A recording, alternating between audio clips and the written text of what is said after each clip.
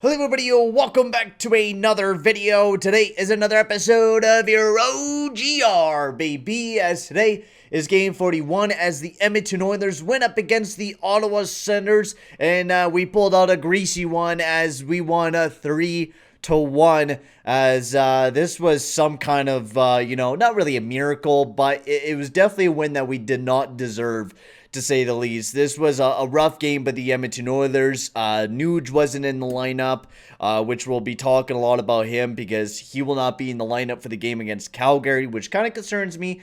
Because if we throw together Draisaitl and McDavid once again, I'm worried about our depth. I don't know why we decided to keep Draisaitl and McDavid together. I don't know why, but we'll talk about that in today's episode. I'm not going to be able to go too deep into things because I was not able to watch the full game against the Ottawa Senators. I fell asleep during the midway through the second period as I was doing this big long shift yesterday from 8:30 to 5:30 at school doing this live camera guy. So basically I was just going and getting a bunch of clips during the morning, and then around 3-4 we went down to this volunteer center and did this live hit right in front of it, where he stood and did his report. So it was a lot of fun, but it was a lot of work as I had to carry around like camera gear all around downtown. So I was pretty busy, and once I got back home, basically I laid in my bed and I passed out. And while I watched a little bit of the first period, I tried to will myself through most of the game, but I was not able to will myself through most of it.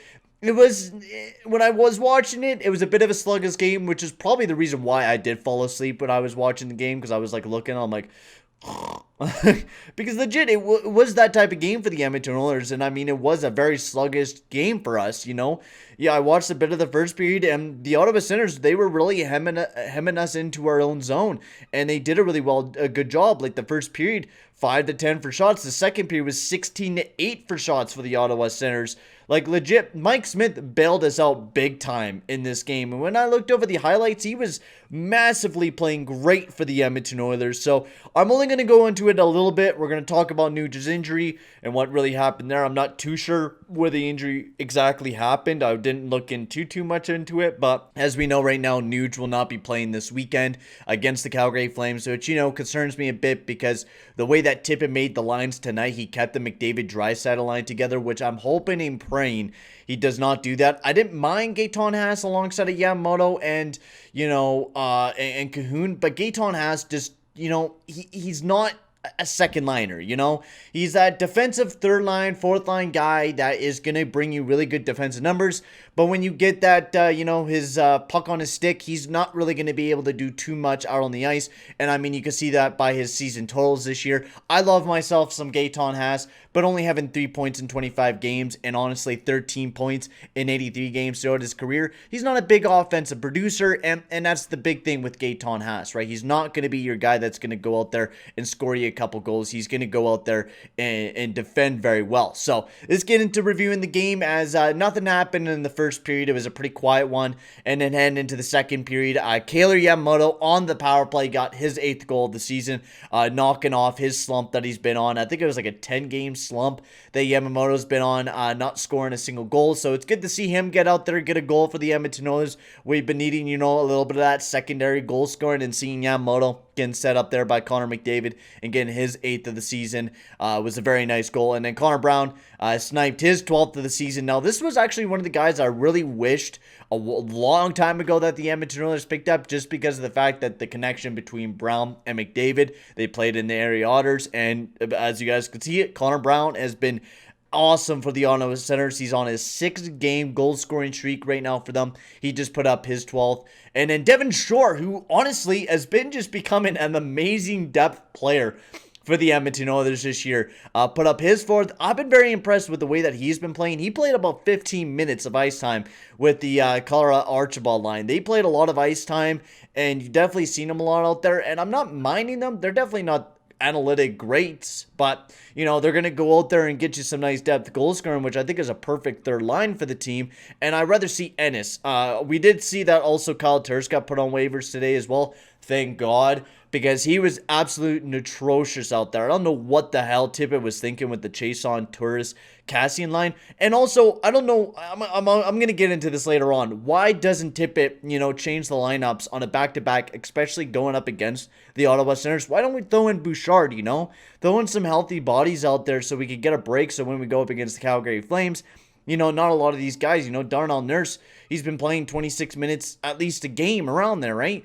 Why don't you maybe give him a little bit of a break and you throw out Evan Bouchard or something? I don't know, just something different. Because since Tyson Barrie, he's been getting banged up in these past couple games, and you could just see that Tyson Barrie has not been playing the game that he should be playing. And I don't understand why after a back-to-back, after the second game, why don't you throw out some some of our scratch players? Why don't we throw out Legason? Why don't we throw out Bouchard? Why don't we throw out Nygaard? We have Ennis back there as well. Why don't we use some of those guys to go out there and play? It makes no sense to me why we're not doing that type of thing. The only fresh body we had in this lineup was Gaetan Haas, and you could see by the highlights and by that first period, we looked dead out there, and we should have changed up the lineups, but Tippett likes to keep the lineups the same, and I don't know why.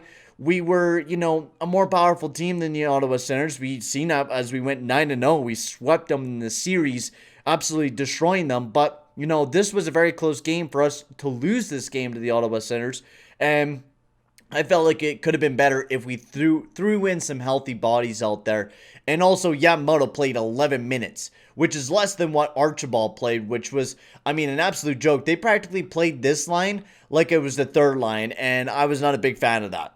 Absolutely not a big fan of that. And then Puljujärvi iced his ninth of the season with an empty netter. But there was a lot of things, I'm not been a big fan of Tippett this year, and everyone on Twitter's has been bashing Holland and Tippett throughout this the season, the way that they manage things. But people are going to recognize that. You look at the record, we're 25, 14, and 2. That is a great, tremendous record that the Edmonton Oilers have put together. Yes, we need top 6 help. Yes, we need some depth in the defense. But you look at everything right now, they're slowly going up, and everyone just wants us to go after Taylor Hall. We need Taylor Hall right now. We need him. We need Taylor Hall to go along. Yeah, it would be amazing to get Taylor Hall right now for this team. It would absolutely be amazing.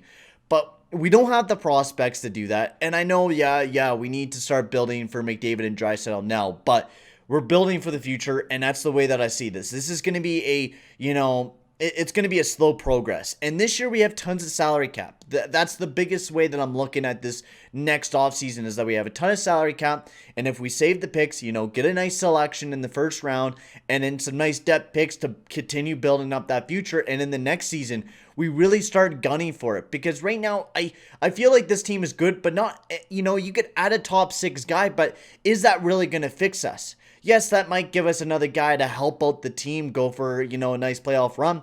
But we have so many fringe top 6 guys that are some weeks they're doing tremendous, right? We have the Shore, Archibald, Kara line. But just a couple weeks ago, we were bashing Kara for how poor he was on the 5-on-5. He is a PK god, which I don't think we could ever, bash Kara. But there's some nights where, Chase-on's great, and then there's some nights that he's not. Same with Cassian. Cassian's just been a gong show, but especially defense. If you want to make this team a playoff team, we need a top 4 defenseman and we need a top 6 winger. And that is pretty damn expensive to go out there and get, especially for rentals.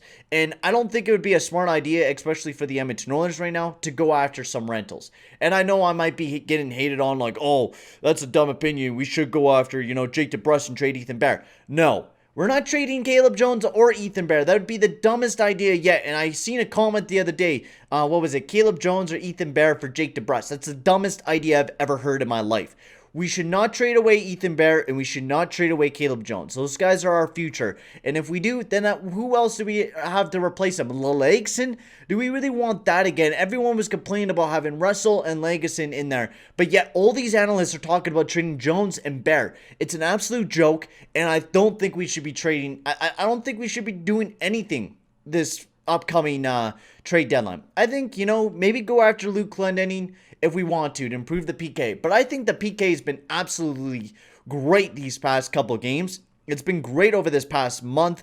And the month before, we've been improved massively. Archibald's been playing great. Devin Shore's been playing great. Kara's been playing great on the PK. We really been coming together as a team on that PK, and I've been really excited about that because I think our penalty kill has been one of our best things. And also, give tips to Mike Smith. He was absolutely amazing throughout that entire night. He was the real big backbone, making 37 or 39 saves with a 975 save percentage. He was the real big reason why we won this game against the Ottawa Senators. And I know a lot of people might disagree with me on not going after anyone at this upcoming trade deadline, but when you really look at things, this team is not ready enough. Even if we were to bolster up this team and you go after Taylor Hall. Taylor Hall has been struggling massively this year, right? Like his shooting percentage is, what is it, like 2.7? It's horrible. His analytics don't look too great. Like, yeah, maybe bringing in Taylor Hall, I mean, you could possibly get him for cheap, maybe a second and, a prospect. But who do we have for prospects to trade away? Do you really want to trade away Lavoie, who could be a very pivotal guy for our depth? Like Dylan Holloway, do you really want to trade away him? Broberg, do you really want to trade away him when we need that future? And when we don't know what Oscar Klefbom's future is like, it's like we're guaranteeing that Klefbom's going to come back and play perfect. This has been a lingering problem with the Edmonton Oilers for a long time with the fans, We feel like we should go out there and do stuff, but I feel like we got to take things slow and continue in the development. Ken Holland has said that through the start that we need to have that slow development and have the prospects develop. Last year we did some dumb stuff at deadline, and I feel like this year we should just play patient, go through the motions, go through the playoffs, and really bolster this team up. We know what the weaknesses are. We know what we need to work on. And I have full belief in Holland. And I mean, yeah, it's a little on the belief there because, we've had some sketchy GMs over our past. But I think it's just time to trust a little bit into our GMs and see what Holland can do. A lot of the moves that he did this offseason was not very great with the Turris move. He did bring back in Puljujärvi, which has been an absolutely amazing move. I'm glad that Turris got sent down. I just don't think he's going to be ever wearing an Oilers uniform. I hope, again, I don't think Turris, he's not an NHLer anymore, especially looking at the analytics. That was our worst line throughout the past couple games. Has been the Chiasson, Cassian, and Turris line. They've been absolute atrocious, and we'll have to see what we do on Saturday. No Nuge in the lineup, sadly. He's day-to-day right now, so hopefully he'll be ready for next week's game against the Winnipeg Jets. As you guys all know, the 2 games against the Vancouver Canucks have been postponed, so we're not going to be seeing any of those games. So, hopefully the Oilers, hopefully we don't throw along Draisaitl and McDavid against the Flames. I really hope we don't do that, because if we do, man, our depth is going to look horrible. I hope that we throw Draisaitl back down with Cahoon and maybe throw an Ennis back in the lineup to go alongside of McDavid and Puljujärvi, but no one Tippett. Most likely that will not happen, and we're going to be seeing Draisaitl and McDavid alongside of each other, and Haas alongside of Yamamoto and, Cahoon, like usual. The usual Tippett stuff. But I'm going to end the video here. Tell me guys in the comment section below what you guys thought of the game, and are you excited for a little bit of a Battle of Alberta on Saturday. But for right now, guys, I'm going to end the video here. Thank you very much for watching. Make sure to like and subscribe. Sorry, guys, for the late upload here for the OGR. Been pretty busy out of the late with a lot of schoolwork, and going to be pretty busy throughout the weekend, so no live streams, unfortunately. But you should be seeing some more live streams throughout the next week when I have some more free time. But for right now, guys, I'm going to end things here. Thank you very much for watching, and I'll see you guys in the next one. Adios, amigos.